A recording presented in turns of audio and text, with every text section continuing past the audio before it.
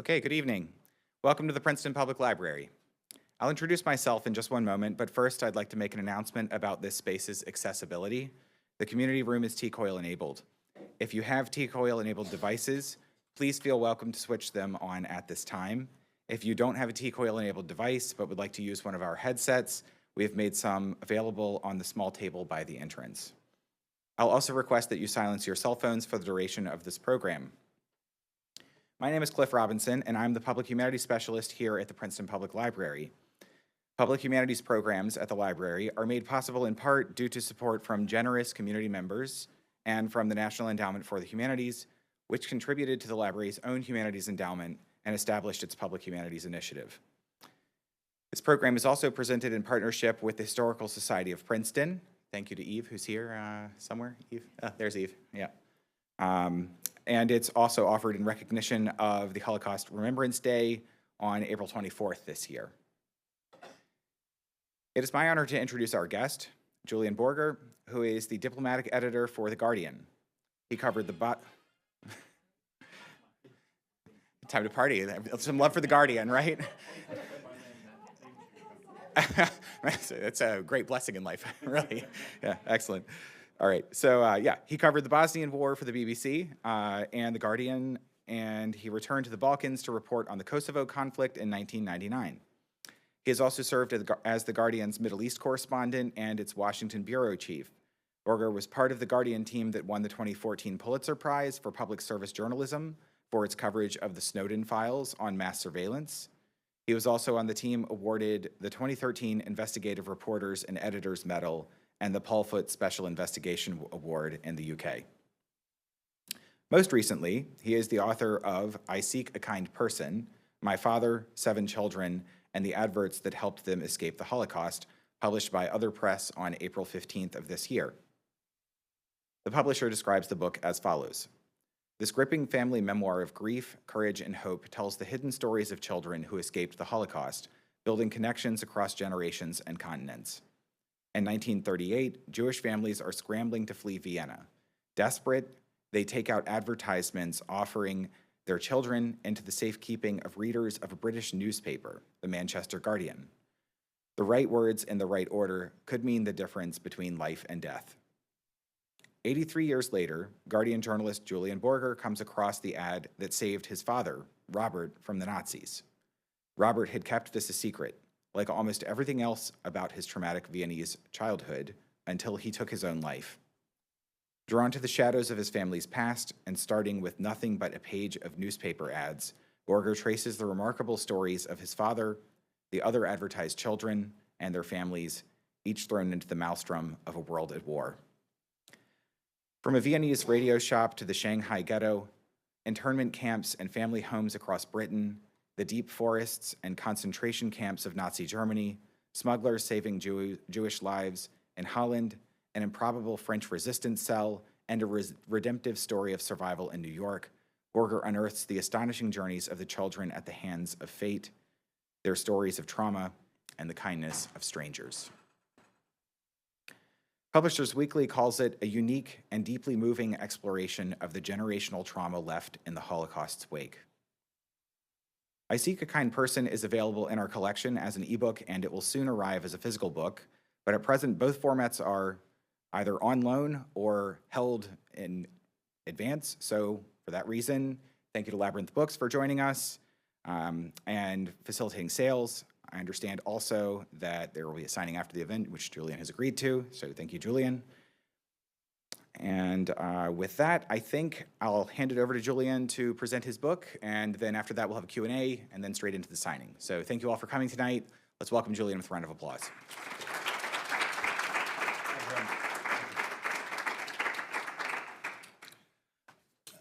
Thank you very much. Thank you. You do me a great honor by giving up your evenings to come and listen to my spiel about my book, and I very much appreciate it and grateful for your time. As Cliff mentioned, the starting point for this book was December 2020 outside a Whole Foods. I'd just gone shopping in Northern Virginia, where I was living at the time, put the groceries in the back of the car, and then just checked my messages just in case I was wanted by the desk. And there was this email from the archivist at The Guardian with a line like this: "Is this about your family, or is this you? There was an attachment, and this was the attachment. It's a list of adverts, and I could quickly see that the second one was about my family. I seek a kind person who will educate my intelligent boy, aged 11, Viennese of good family, Borger, 511 Hinterstrasse, Vienna." I knew Hinterstrasse was an address that we'd had in Vienna. Hard to think of the words, the impact of this. I mean, it was sort of a holy crap moment, because we grew up. We knew the basic facts about my dad, that he'd fled Vienna, 38, come out with his mum, my grandmother, who had worked as a domestic worker, but he was raised by a foster family in Wales, and at the kind of last moment, his father, my grandfather, got out with a visa for being an agricultural laborer.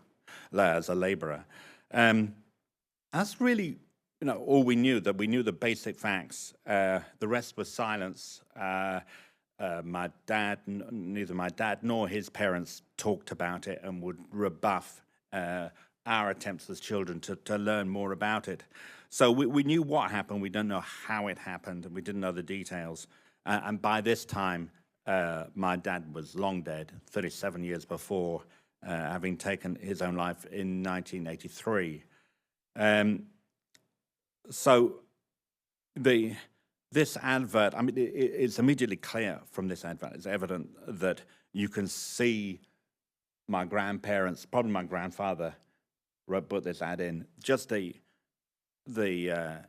desperation behind these ads, because they are, these are offering his child, just seeking someone to look after his child in a language he did not know. It's translated word by word from a dictionary. Just trying to find the right words that would lead someone to look after his boy. And you can see the other ads too. The one at the top, fervent prayer in great distress. So it was quickly evident from this block of adverts that my dad was clearly not alone. That this was a route out of Vienna, a route of survival for Viennese children.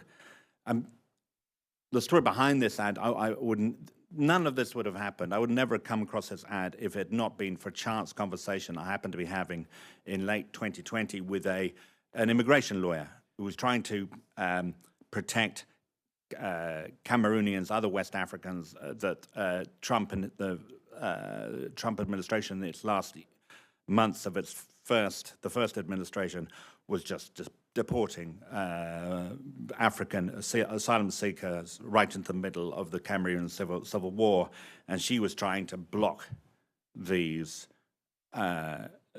deportations. And now, out of nowhere, while we were just exchanging emails about the situation, about their situation, she starts talking about her own family history, and she's talking about how trauma keeps on being handed on generation to generation, and talked about her dad who had come out of Vienna. And I said, well, that's odd, my dad came out of Vienna.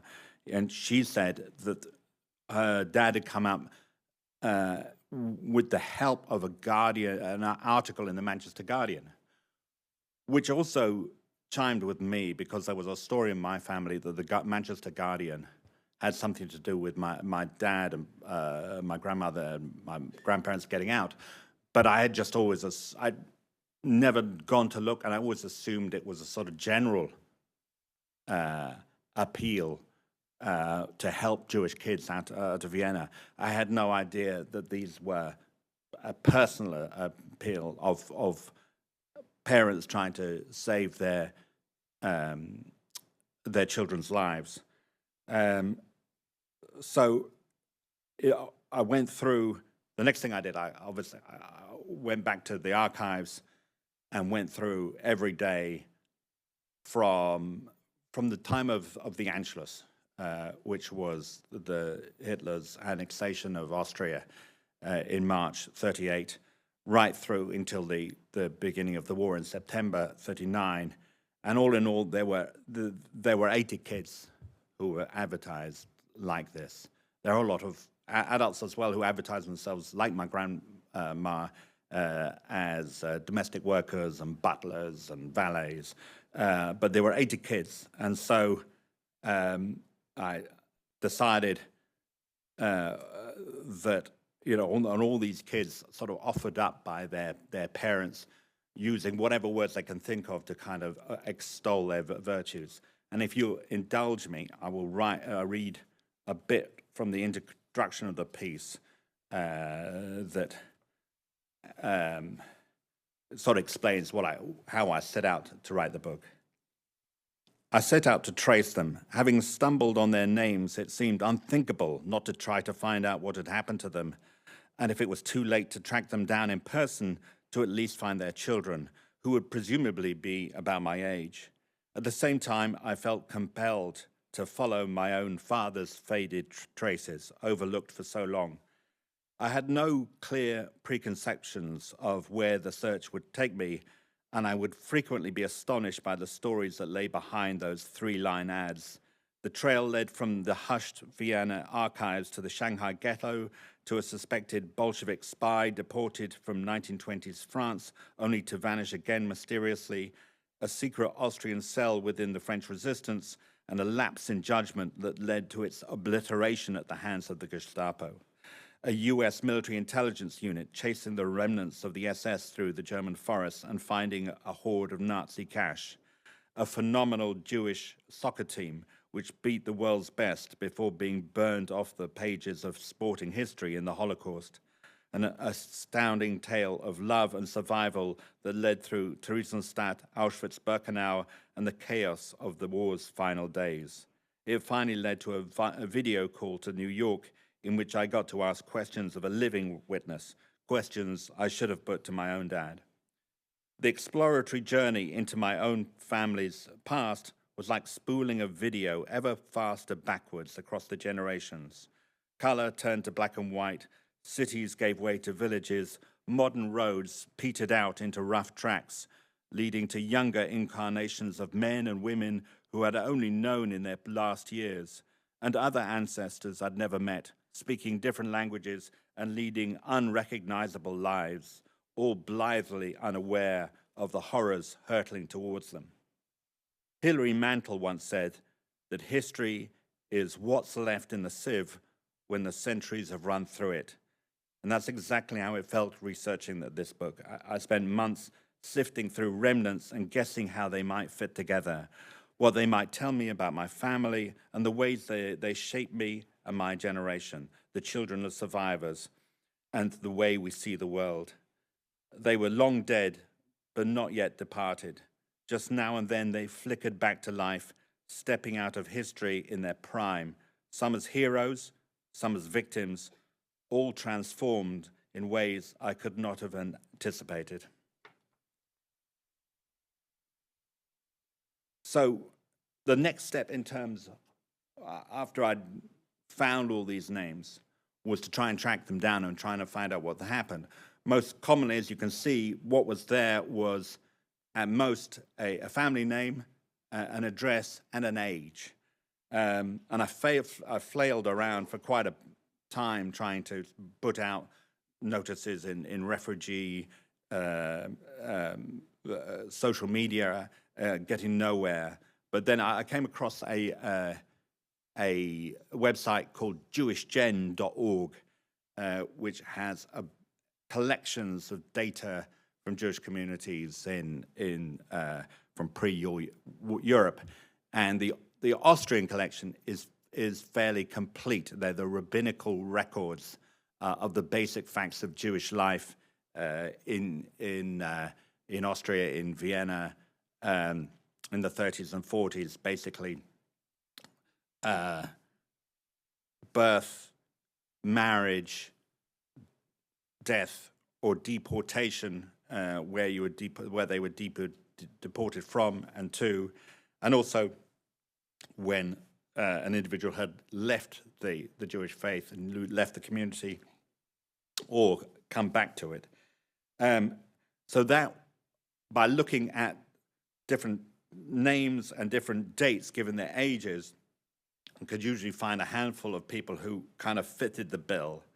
And then it was a question of looking at the records kept in the UK about who had arrived. They would be issued a card for an alien, given where they were from and so on. And that would be the first sign that the people I was looking for had survived.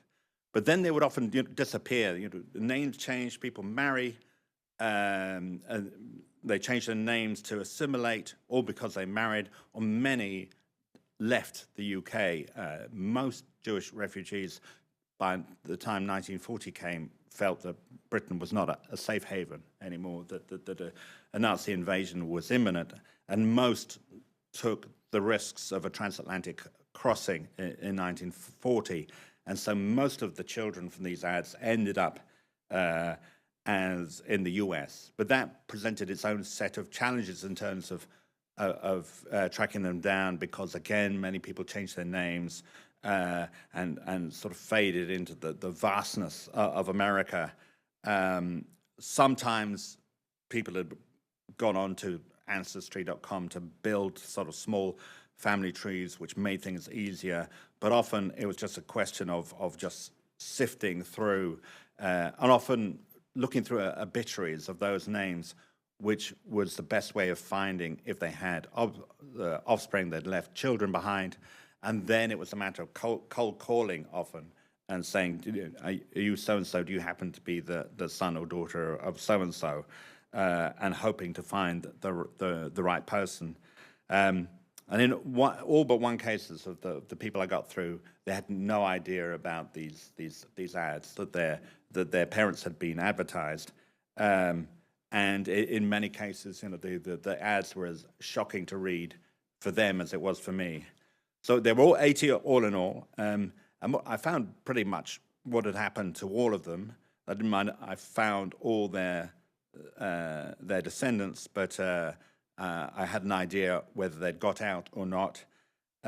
Most had made it, because if they didn't make it through these adverts in November, December 38, the Kindertransport, a more organized way of getting kids out of Vienna and Prague, began, and 10,000 were saved that way. So it was only a minority of the kids advertised there who didn't survive. And among this 80, there were 7 who had left extensive accounts of what had happened to them, mostly through memoirs they'd written for their own families. But sometimes, or in one case, a very extensive interview for a documentary maker. And in one case, there was one last survivor who I got to talk to by Zoom in Connecticut and ask her directly for her account of what had happened.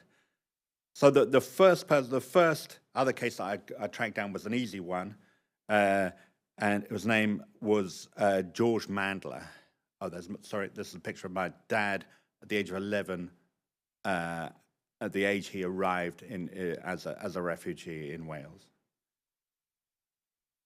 And that is what the adverts look like on the page. And this was like, newspapers were different then. This is page 2, but the classified ads were the revenue driver. So you put them up the front. So if you can see the tuition ads kind of around the middle, and they're surrounded by adverts, what was on the radio, things for sale, mowers, and so on. People looking for jobs. and among them, these small adverts of people looking to save their children's lives. So here's the advert for George Mandler. Will an English family be kind enough to au pair my son, age 14, out of grammar school, with knowledge of English, and to procure him employment? And this was easy because George Mandler went on to be quite a distinguished psychologist. And so, which was coincidentally my dad's job as well. And so he'd left a trace online. He was fondly remembered. He'd been worked in both the west coast of the US and in Britain.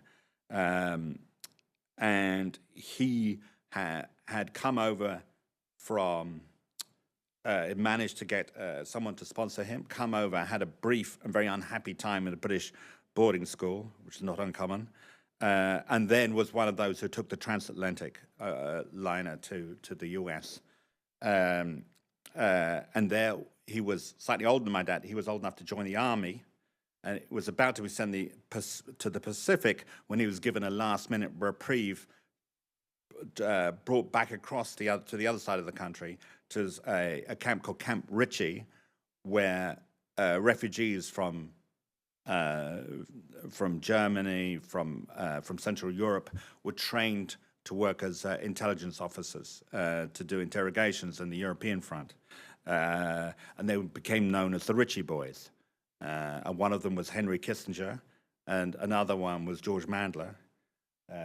That's what George Mandler looked like in his uniform, and it ended up sort of towards the end of the war a bit like sort of Inglourious Bastards. So there were three of these Jewish refugee intelligence officers in a jeep cruising around the front line of defeated Germany, tracking down the remnants of the SS. At the time, there was a fear that the SS would be a stay-behind force that would harry the occupying powers, and that would represent a serious threat. So they would track the SS through the mountains and forests of Germany. And at one point, they came across this hut that had been inhabited by some of these. They were called the Werwolf. They were known as the werewolves. These SAS elements, but by then it was deserted, and they came across a box full of Nazi loot, several 100,000 by today's standards, today's value, in Reichsmarks, and they looked at each other and made the decision there and then to do a bit of kind of auto restitution. Figuring that no one need know about it. So for each of them, it was their sort of starting cash when they returned to civilian life in the U.S. So he wrote this down in a memoir that had very limited distribution called Interesting Times, but it was a fascinating memoir. All the more fascinating to me because he was a parallel to my dad, coming from the same district in, they were a few blocks apart in Vienna. Both have become psychologists. In fact, me and George Mandler's son, a historian called Peter Mandler, tracked down a piece of a flyer that showed they'd both been at the same psychology seminar, leaving us to wonder, whether they had ever met and discussed their common origins. Okay, just give you another example. This is on the same page as my dad, the last one. Will a philanthropist take a much gifted girl, 14 years old, daughter of an Austrian Jewish lawyer, as a foster child? Kindly write to Dr. Karl Langer. And that turned out to be a girl called Gertrude Langer. And that's a picture of Gertrude Langer and her father, Karl. And they had an extraordinary time. They had an extraordinary story. They managed to get Gertrude out to Britain, but the parents were unable to follow, which was often the case. It was like a closing door. It became harder and harder to leave and more expensive, because the idea that the Nazis' aim was to get rid of the Jews but fleece them on the way out. And so the cost of leaving, what you had to give up, and the exit tax that you had to pay became more and more onerous, and it became harder and harder to leave. One of the last resorts for Jews who still had a bit of money was there was a Chinese consul in Vienna who defied orders from his seniors in Berlin, and gave out visas, just wrote them out to any Jewish families who wanted them. And so that became an important last resort line of escape. So Karl and Gertrude's mother escaped by boat from Italy to Shanghai. But Gertrude, meanwhile, was in Britain. So they arranged for her to get on a liner. It was a Japanese liner sailing out of Liverpool. This was before Japan entered the war. And she took the liner to Shanghai and describes this incredible journey through around a world that was very much on the cusp of full-on conflict, with this small group of children and families making their way to the far east, where in some cases their relatives were posted in the far-flung corners of empire, but in other cases it was like Gertrude, the family had ended up in Shanghai. And she gives in a long interview to a documentary maker who was making a documentary about Shanghai at that time. She gives a long description, fantastically detailed description of the journey, and then arriving in Shanghai, where her parents had gone out to meet pretty much every ship that had come in over weeks. They were reunited, and for a year or so, it was a haven. It was a bit of an idyll, because Shanghai was basically a Jewish town. It had been built, the very distinctive skyline had been built by two Iraqi Jewish families, the Sassoons and the Kaduris, who'd made all their money out of the British opium trade, and then when that was finally banned, went into real estate. And they were the dominant families in Shanghai. So when Jews came to escape the pogroms in Eastern Europe, and then the Nazis in Central Europe, they would flock to Shanghai. And for Gertrude, it was a wonderful year. She got a job in a dressmaker, got to design dresses and style them for the wealthy women of Shanghai. But it only lasted until 7th of December 1941, date of Pearl Harbor, where at the same time the Japanese marched into the international settlement, and the French concession, the international parts of Shanghai, took over. They put the Europeans and Americans in internment camps, but rather unsure what to do with the Jews. They had mixed feelings about the Jews. The Jewish financiers had funded Japan in the Russia-Japanese War, and at the same time, though they'd come back from that war full of the tales of the protocols of the elders of Zion, and this feeling that they were somehow, the Jews were somehow supernaturally controlling things. After they formed the Axis with Germany, a delegation came from the SS who suggested the way of dealing with the problem would be put all of Shanghai's Jews onto an ocean liner, take it out to sea and torpedo it. But that was something that the Japanese drew a line on. They had their own standards of what was acceptable and what was unacceptable to them. What they did was a kind of compromise, put them in a ghetto and tightened the screw of the ghetto.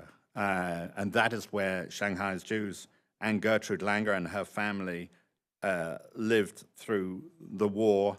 Most survived. They survived and emerged starving but living when at the end of the war, and walking through the remains and the wreckage of Shanghai.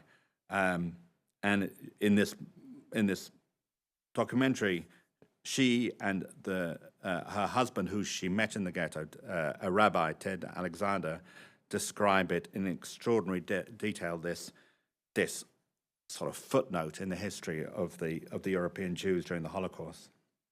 Here, one more that I pick out as being one of the more extraordinary stories.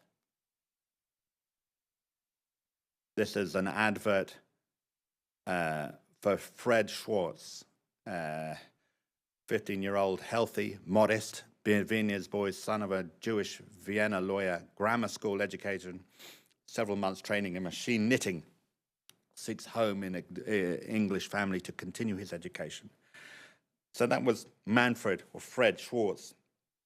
But in Fred's case, he and his brother didn't get further than Holland when the Nazis arrived in 1940. And they were put into a transit camp in Holland, a notorious transit camp called Westerbork. And from there, from Theresienstadt, where he met and fell in love with another prisoner, a Dutch girl called Carrie. But then they were separated after a few months, and Fritz and Fred was taken to Auschwitz and survived that really by luck, by being put on a work detail that was sent out to a satellite camp of Buchenwald.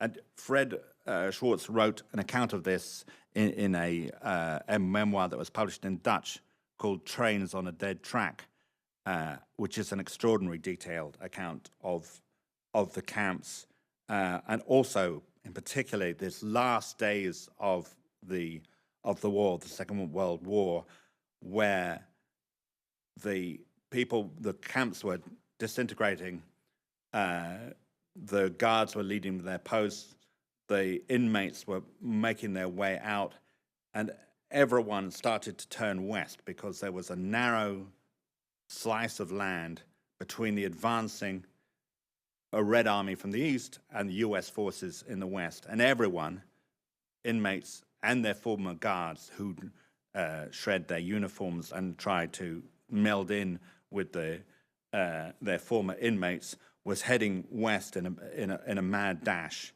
Fred and his brother Fritz were arrested twice, and both times came close to being executed, and only to escape, and ended up making it to the U.S. lines. And even more incredibly, Carrie that they'd left behind in Theresienstadt was still alive, and the Trains on the Dead Track ends with their reunion in Eindhoven. That's them, Fred and Carrie, and it's also an amazing love story. They were married for the rest of their lives and died within a couple of months of each other, quite recently. And his children were one of the last people that I managed to track down, partly because Dutch privacy laws made it quite hard. And in the end, I'd previously worked on Balkan war crimes, and I enlisted the help of friends at the International Criminal Tribunal of Yugoslavia at The Hague to help me. And we eventually, between us, found someone who played tennis with the son, Rolf, who, after I found him, sent me an unpublished English translation of Trains on a Dead Track, with this just one of the most extraordinary, detailed stories of survival I've ever read. And again, another extraordinary stroke of luck that made this book possible. So the main motive I have was to try and tell these stories, because I come across this array of incredible stories, but it soon became obvious that the price I had to tell this story was to go back into my own family's history and try and tell the story of my father's life and death, which was something that we thought we'd, as a family, left behind us, so was difficult for us as a family. But we soon became aware that we really did not understand our own history, didn't know our own family. For example, we thought as a family we had emerged scot-free. Everyone had survived, but that just wasn't true. What had happened was they stopped talking about the people who'd been killed, like my grandmother's sister and father, my step-grandmother's husband and mother, and my great-aunt's husband and son. And we found a whole lot of things we didn't know about my father's and his parents' life in Anschluss, Vienna, under the Nazi rule, in a memoir that had been written in Welsh by someone he'd known at school because he'd been fostered in Wales, and someone who'd known him well, a girl who'd known him well at school, ended up writing a story of her life and had several pages about this young boy that she'd met in school and what he told her about days in what it was like in Vienna, all of which we didn't know, that they hid it in a cellar for a week, that he'd watched as his grandmother's piano was thrown out of a window, and he'd seen his father down on his hands and knees, forced to clean the pavement. He himself was chased through the streets of Vienna by Hitler youth and brown shirts. So all of this had been there all this time, unbeknownst to us, but in Welsh. Only by going back to Carnarvon and asking about him did this come to light. And one of the most extraordinary thing, I think, that came out for me from the book was about my great aunt Malchi, who was a rather sort of eccentric, peripheral figure in our lives, sort of dressed like it was still the 1930s, slightly neurotic, a hypochondriac, and the object of, among us, of some ridicule and eye-rolling when she would come to visit. Here she is. That's Malchi, my great aunt Malchi. She was about, this high. But when I looked through the archives in Vienna, it turned out that she was a heroine of the French Resistance. She'd fled Vienna because she was a communist. She'd fled with the local leadership with her son Mordecai, who everyone knew as Motti, first to Paris, and then when the Germans arrived down to Vichy, France, in the south, where they became part of a network, an Austrian-German network within the French resistance called the Travail Allemand, the TA, the German work, because they were German-speaking. And Motti was sent as undercover as a French worker to the steelworks, the Hermann Goering steelworks in Linz, until the whole TA network was unmasked and arrested by the Gestapo because of a stupid mistake by one of the network who got itself arrested and was carrying a whole lot of information that allowed them to track everyone down. So they came for Motti in Linz, brought him back to Vienna, and he died under Gestapo torture in 1944. And the really extraordinary thing was to realize we knew none of this. And he was my father's cousin, but looking back at the old photographs, it was clear they were more like brothers because my father was an only child. Here's a picture of them. That's Motti in the front and my dad hanging on in the back. And yet, we'd never heard about Motti. His picture wasn't on our wall. So, this advert that surfaced quite by chance, and if I hadn't had that particular conversation with that particular lawyer, it would never come up, and I would never ask for it.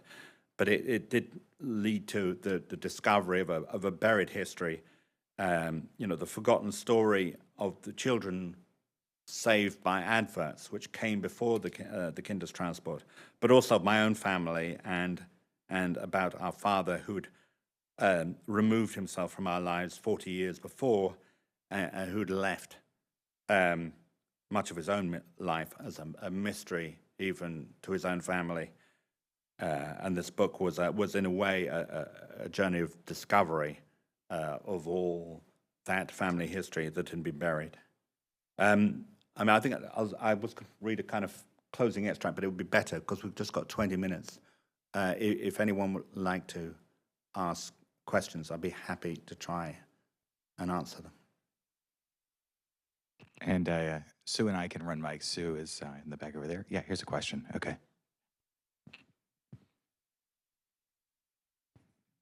So did you have, well, I feel like I'm asking an obvious question, but did you speak with the Welsh family that took your father in?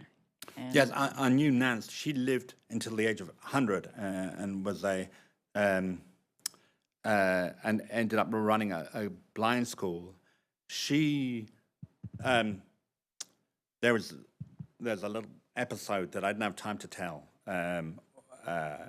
because when my father took his life, it was my job to ring around, and the last person I called was Nance Bengley, who was still alive, who'd fostered him, and her immediate reaction was this: Robert was the Nazis' last victim.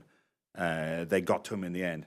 It was a complete shock to me, and I really didn't know what she was talking about, and that this was never a subject in our family. But what I didn't know was that if the last thing he did, the last place he went, was to go and try and find her. She'd gone away back to Wales that particular weekend. So he hung around for a while and then left and was never seen alive again. And so when I rang her, she knew that, and he'd come to find her, and the next thing she knows is me calling saying he was dead. And so it must have been significant to her that she was the last person he tried to seek out, someone who'd known him as a refugee boy, as 11-year-old Bobby, rather than this Englishman Robert. So that was her immediate reaction, and I didn't know what to make of it, and sort of shelved it, and it only began to make more sense with the discovery of this advert and the research that came after. is it okay to ask another question? So how long was your father with that family? Was he reunited with his parents then? Yes, he never lived with them again. He was brought up from the age of 11 to 18 when then he went to university, and he would go and see his parents. My grandparents settled in Shropshire, where other refugees had set up a factory making bras and corsets, and my grandfather, the rest of his life, was a cutter making bras and corsets up in Shropshire. But my father, from then on, never properly lived with them again. We would go and visit them, but really that was the end of them as a family living together, because under the rules of the visas that my grandparents got, they were not allowed to live with their son.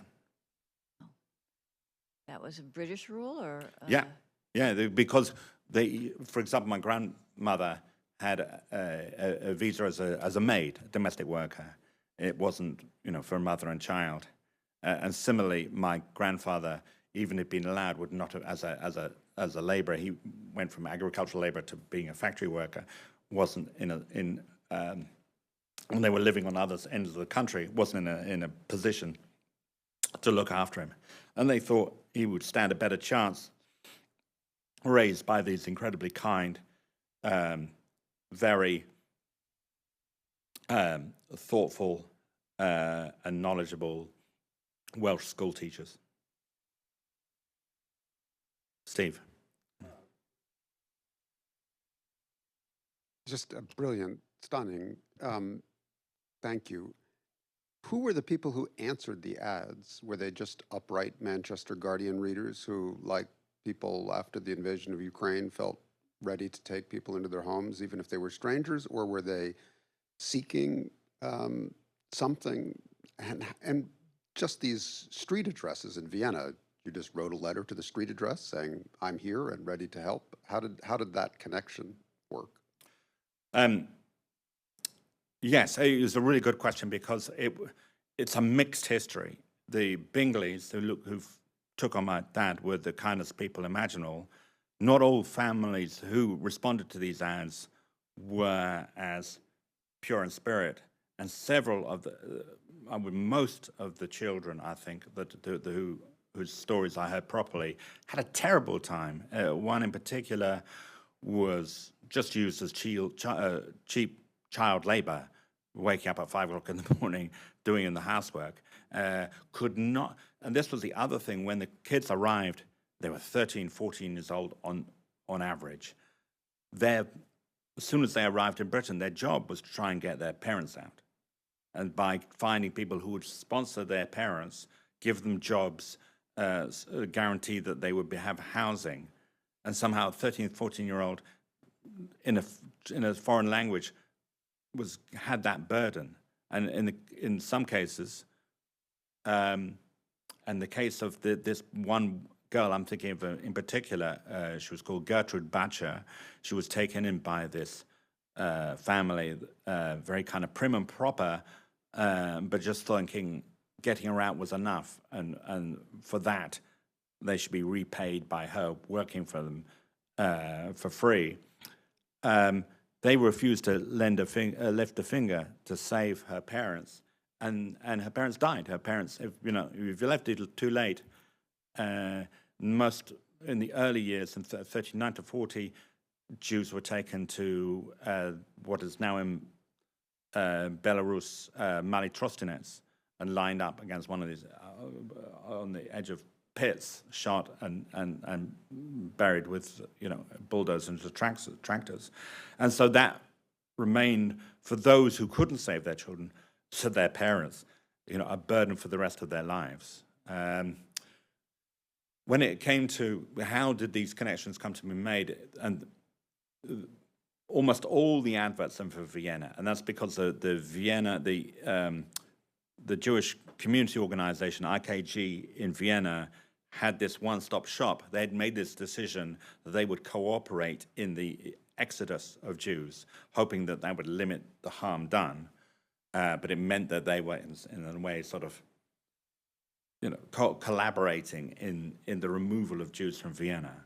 And so they set up this one-stop shop, how to get out. And one of the things you could do is put in an advert in the different papers. They were also in the Jewish Chronicle and Daily Telegraph, but mostly in the Guardian, the Manchester Guardian, partly because we had a correspondent who was a Central European Jew himself, called Mike Fodor, who was well regarded by the Jewish community, and so many of them put in the ads in the Manchester Guardian. And then, yes, people answering the ads would write to this address saying, "I'm offering to help," and then there would be a correspondence. And I still have the postcards that Nance and my grandmother send to each other, showing pictures, and Nance showing pictures of Snowdonia and saying this is what it's like here, and so on. And so after that, when my father and grandmother came, they took the ferry. The route was train to the Hook of Holland, ferry to Harwich, and then train to Liverpool Street. And then Liverpool Street, they parted. My grandmother and father parted ways. She went off to work as a maid, and Nance was there to meet my dad, and they went off to Wales. So that was the route. And there's a statue now in Liverpool Street of the kinder transport of a little boy and girl with their suitcases, because that's where these separations and these meetings and these assignations to new foster parents took place.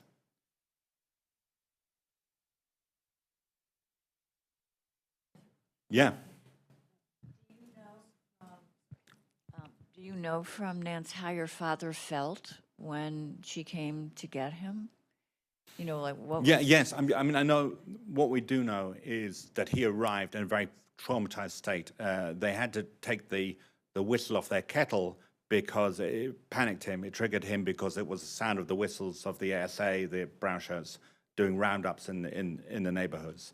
And when the landlord, Nance, and the Bingley's landlord offered to take my father for a walk, he went completely pale and sweaty and trembling, and later told Nance he was sure that he was being taken off to be killed. He didn't have trust in people in authority at all. So he arrived, as a scared, traumatized child. And also being separated from his mother, I assume, was difficult. But yes, but it's hard to imagine what all that was like. And he was just very lucky that the Bingleys were such kind, understanding people. And they hothoused him for a year before he went to school. He ended up being far ahead of his fellow schoolmates and ended up going to university at the age of 16 because they'd focused so much attention on trying to educate him. I guess. Yeah. Did they have any kids? Sorry? Did they have any children? They adopted. Yeah, I mean, they were extraordinary people, the Bingleys. I counted about 30 people who owed their lives directly, of my generation because of the Bingleys. And I'm saying in the book, the people like them who took refugees in were as much part of Britain's finest hour as the Spitfire pilots. It was limited. A lot of them had terrible experiences, but to the extent that any were allowed in, it was, something that in limited way we can remain, proud of. I noticed that the advertisements all talked about seeking education for the children. Yeah. Was that a euphemism? Was that designed to appeal to the British readership? Or was that, clearly their main motivation was simply to save the children's lives. Yeah. Can you explain why was it framed in that way and placed in that particular area, the tuition area of the advertisement page? Because those were the conditions of getting exit permission from the authorities. I see. Who at that time, the whole operation was run by Adolf Eichmann, who kind of made his name by very effectively stripping the Jewish population of Vienna of their wealth and all their possessions as and getting rid of them at an accelerated rate. So in order to get out, you had to have a guarantee that education would be looked after as well as board and lodging.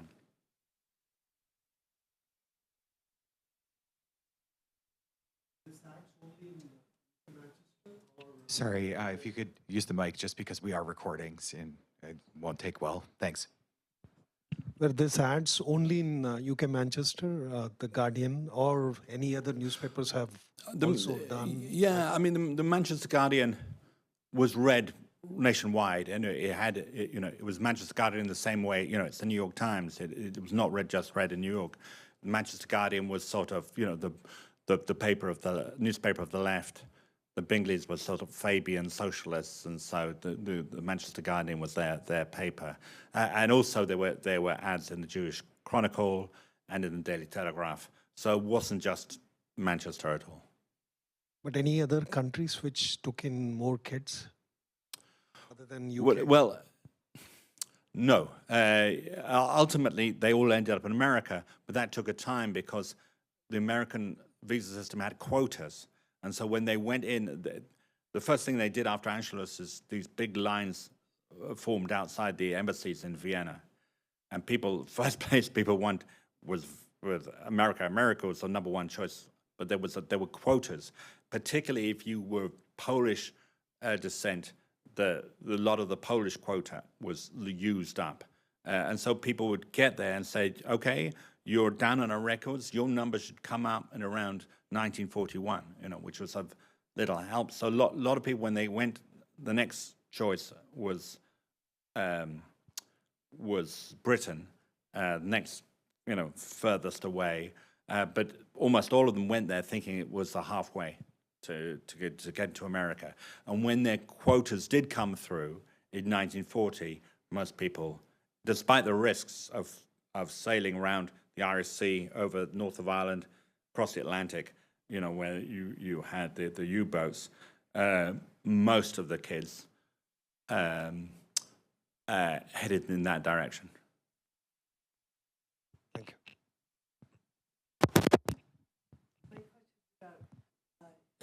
Your father decided not to speak of these events.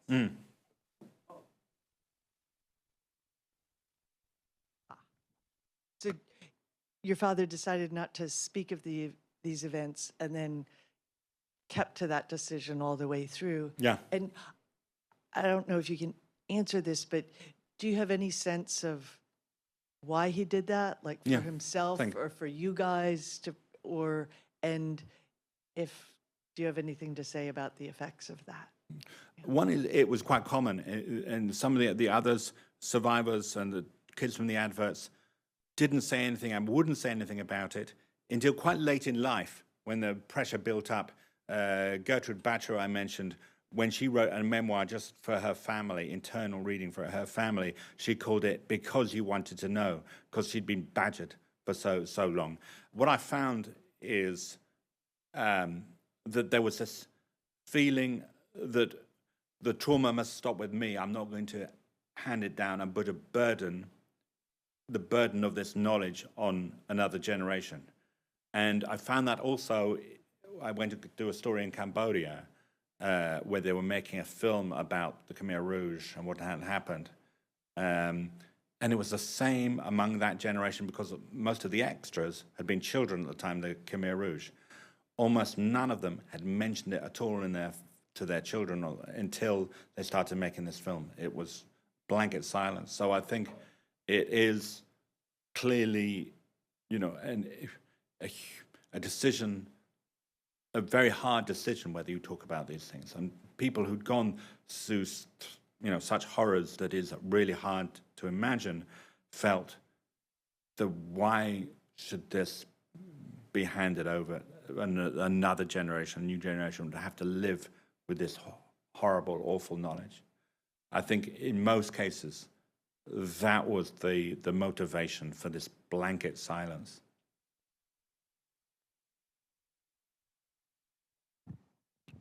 So having just said that, has this had a certain impact on you and does it bring you some relief, some of its own trauma? What about, do you feel good, or what's happened with you since this has been a very significant event?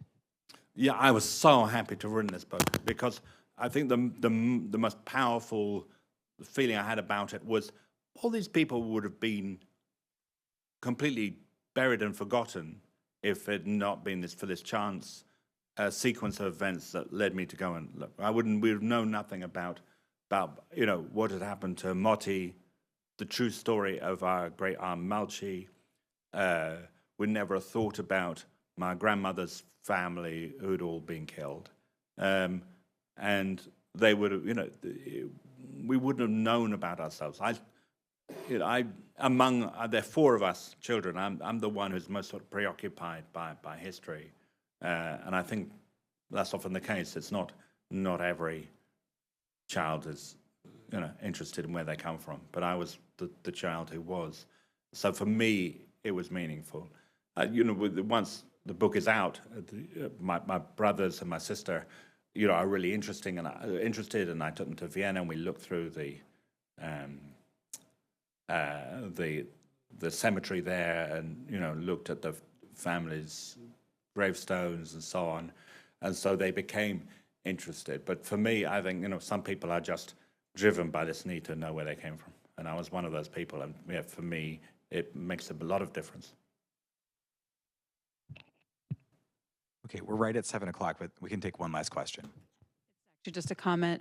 I just want to say you have a beautiful energy about you, and I think one of the most priceless things about this whole story is that you've been working for The Guardian all these years without even knowing that was such a important institution and treasure to so many people through the years. So yes, I think that the Guardian was kind of revered in our house, but often that's about.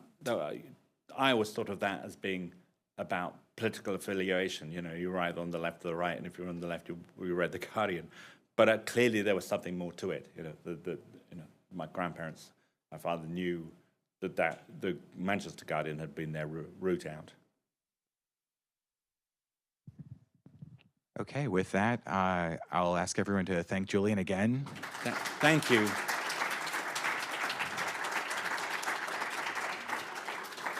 Thanks also to the Historical Society, and yeah, we'll transition now to the signing. Thanks. Thank you very much. Thank you for coming out on a Monday evening to listen to me.